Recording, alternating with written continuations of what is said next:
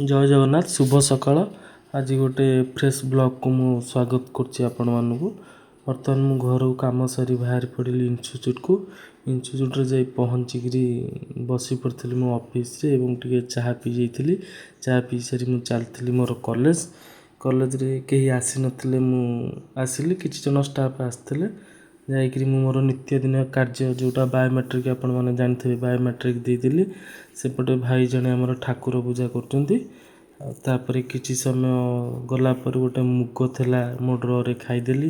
ଖାଇସାରି ଆସି ଘରେ ପହଞ୍ଚିଗଲି। ଘରେ ପହଞ୍ଚିକିରି ଆସି ଆଜି ରୋଷେଇ ହେଇଥିଲା ଭାତ, ଶଙ୍କର ମାଛ ଝୋଳ, କଟା ମାଛ, ବଡ଼ ମାଛ ଝୋଳ, ମାଛ ଭଜା ଆଉ କଞ୍ଚା ଲଙ୍କା। ଆଜି ନନ୍ଭେଜ୍ ଥିଲା, ତେଣୁକରି ନନ୍ଭେଜ୍ ବାରରେ ଆଇଁଷ।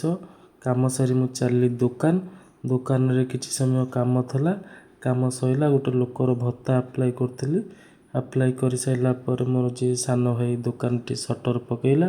ଆମେ ଚାଲିଲୁ ଗୋଟେ ଭୋଜିରେ, ଆଜି ନିମନ୍ତ୍ରଣ ଥିଲା। ଭୋଜିରେ ଗଲୁ, କିନ୍ତୁ ଏମିତି ବାଗରେ ସେ ସଜେଇଥିଲେ, ଆପଣ ଦେଖିଲେ ଆଶ୍ଚର୍ଯ୍ୟ ହେଇଯିବେ।